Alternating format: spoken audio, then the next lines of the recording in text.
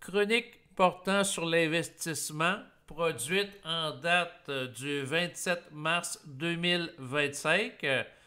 En fait, au moment où je vous parle, je vis au Canada et naturellement, on est dans une période de forte tension par rapport à la menace tarifaire que ressuscite Donald Trump d'imposer encore une fois des tarifs. Au début, c'était pour le mois de février. Ensuite, ça a été reporté au mois de mars. Puis là, c'est le mois d'avril, dans quelques jours à peine.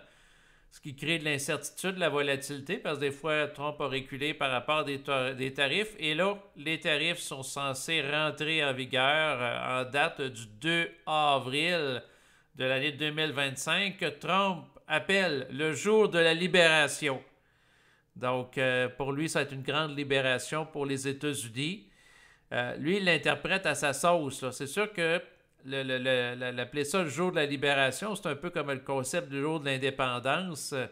Donc, il veut faire ça grandiose en donnant un nom à ce jour particulier où ce que les États-Unis rentreraient dans leur âge d'or à partir de cette date où les États-Unis seraient libérés. En fait, lui, ce qu'il dit, c'est que les États-Unis ont été longtemps escroqués par d'autres pays, d'autres nations qui ont mis un niveau de taxation.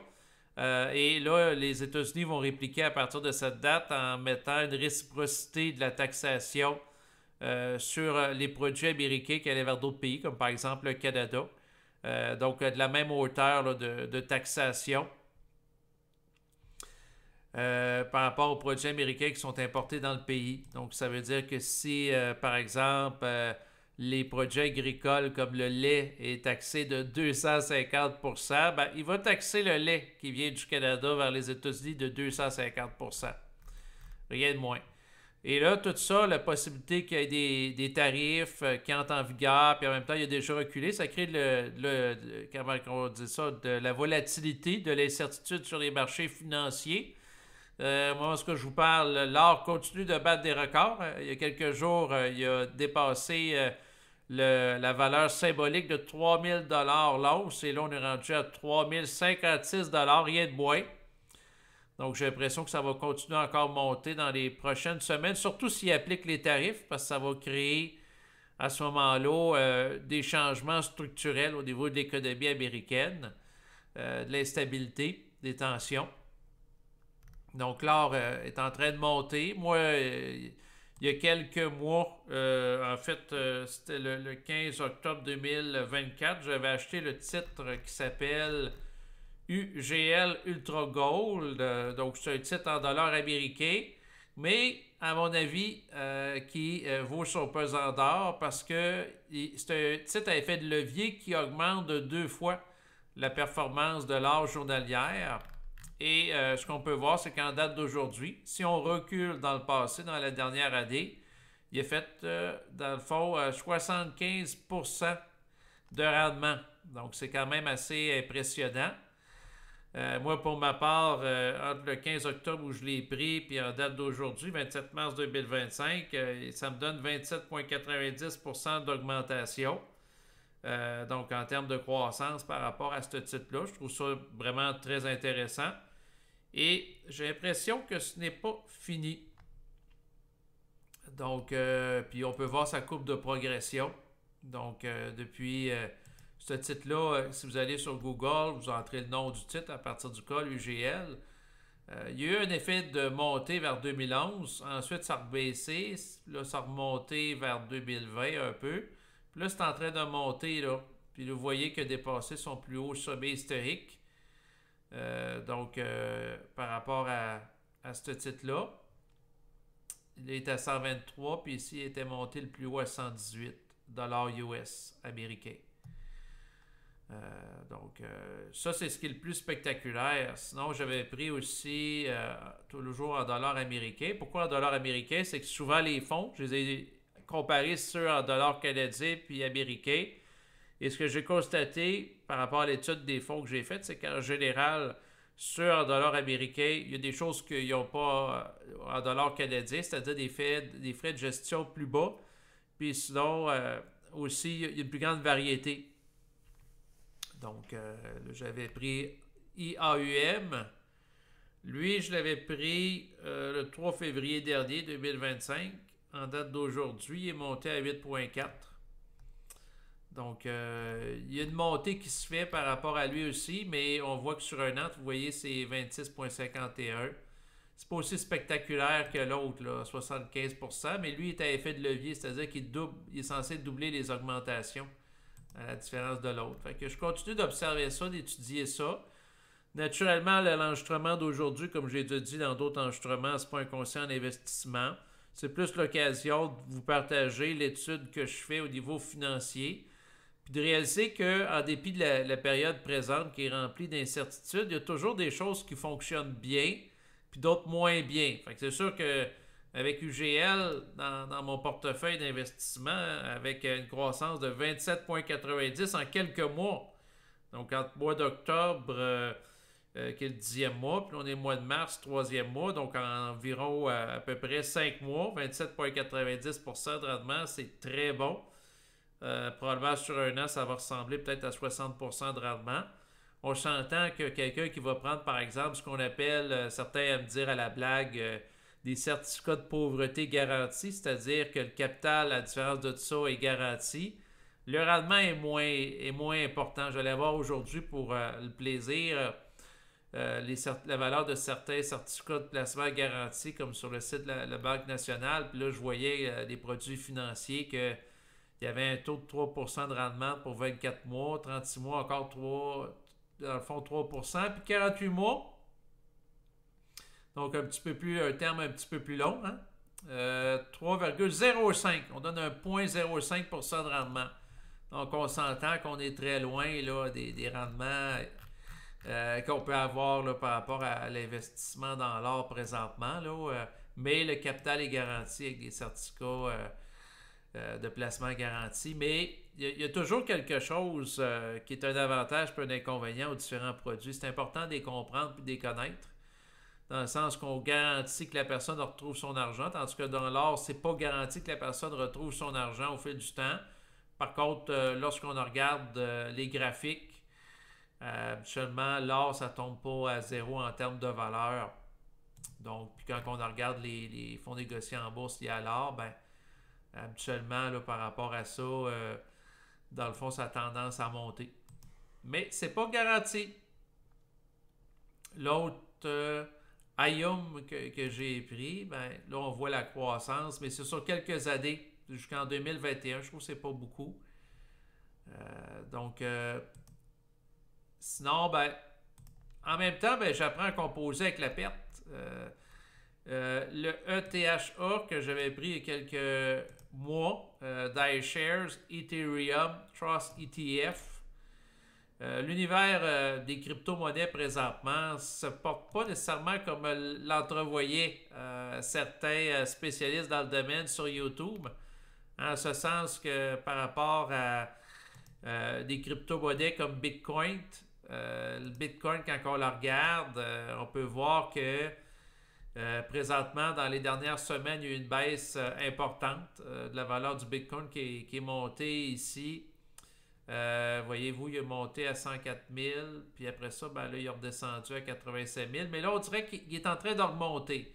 Et là, ma curiosité, c'est de voir, parce qu'il y a Paul de Crypto Formation, il a fait une vidéo qu'il a intitulée Important, tous les ingrédients sont réunis pour un rebond majeur des marchés. Et là, on va voir ce qui va arriver, parce qu'il y a beaucoup de YouTubeurs dans le domaine de la crypto, en fait, il y en a plusieurs, qui vont affirmer qu'on se dirige vers ça, sauf que qu'est-ce qui empêche ça présentement, à mon avis? C'est la fameuse menace des tarifs qui crée une instabilité sur le marché, puis les gens sont plus réticents à mettre du capital, de l'argent dans des trucs plus volatiles comme des crypto-monnaies, que ce soit Ethereum ou Bitcoin.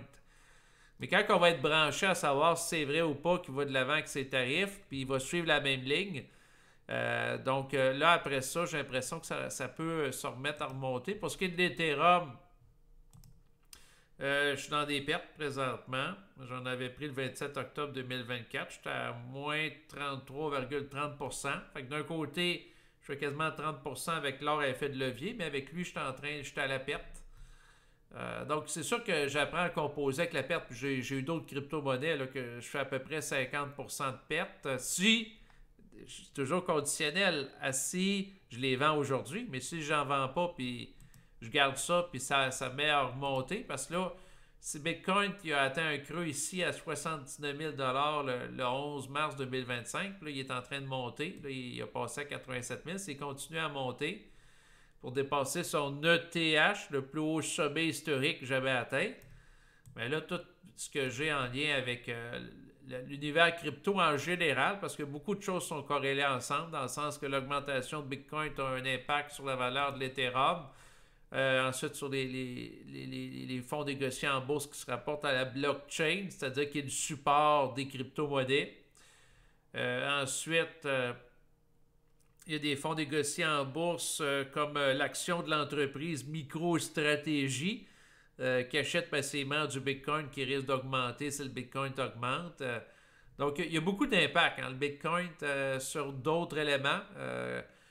Comme par exemple les fonds avec option d'achat Connie and Fiat qui sont pris en lien avec l'action de MicroStratégie qui est liée au Bitcoin.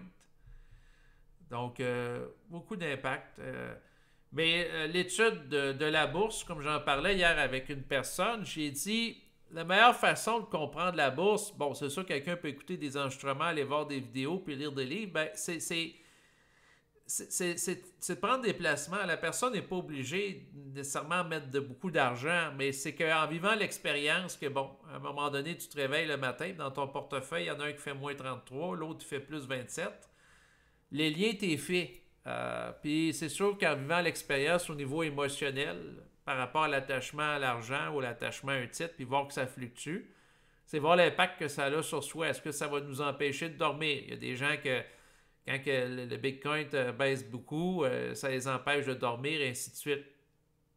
Ils ont de la difficulté à tolérer la volatilité. Mais en même temps, si la personne n'a pas l'intention de retirer l'argent à court terme, que ce soit demain matin ou dans quelques mois, je pense que ça peut être intéressant de composer avec la volatilité.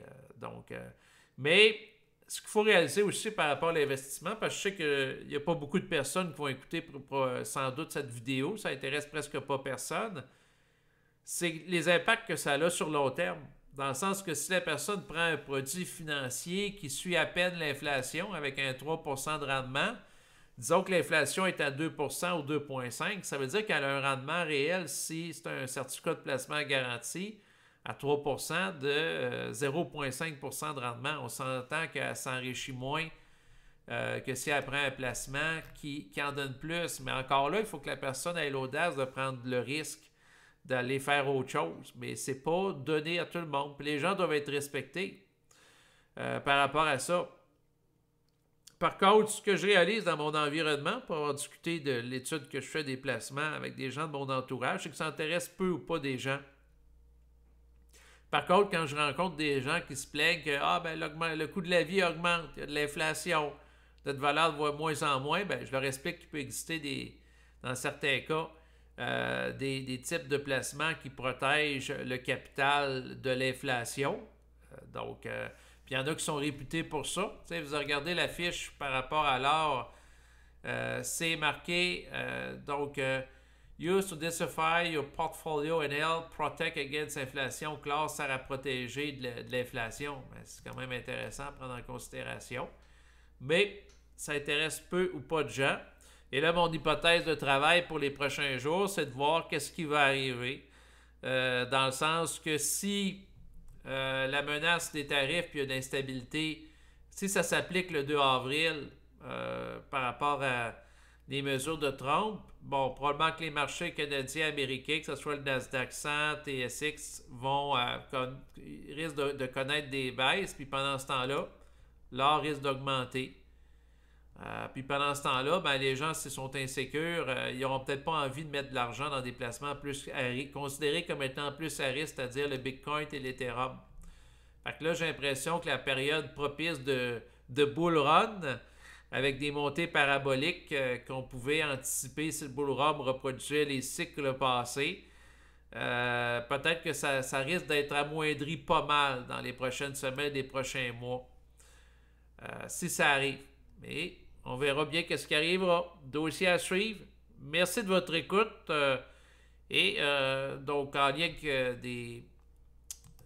certains titres auxquels je faisais allusion, qui peuvent être pris sur des plateformes d'investissement d'autogestion. Je mettrai les liens web là, en bas de l'enregistrement en vous rappelant, en terminant, que l'enregistrement présent n'est pas un conseil d'investissement. Je ne suis pas conseiller financier et que d'investir par rapport à des produits financiers comporte des risques, mais de ne pas investir aussi, puis rien faire avec son argent, puis le laisser dormir dans le portefeuille aussi, parce que si quelqu'un fait rien, puis une inflation de 2,5 % au bout de l'année, l'argent a perdu 2,5 %. Quelqu'un peut dire, ben, je vais faire un placement pour préserver la valeur du capital. Ouais, mais si la personne prend un placement à 3 % puis l'inflation est à 2,5 %, en réalité, elle fait juste un gain de 0,5 %. C'est pas comme si elle investit dans des choses un peu plus risquées. Mais c'est en fonction de chacun. Et ça doit être respecté. Donc, merci de votre écoute et je vous dis à bientôt. Au revoir.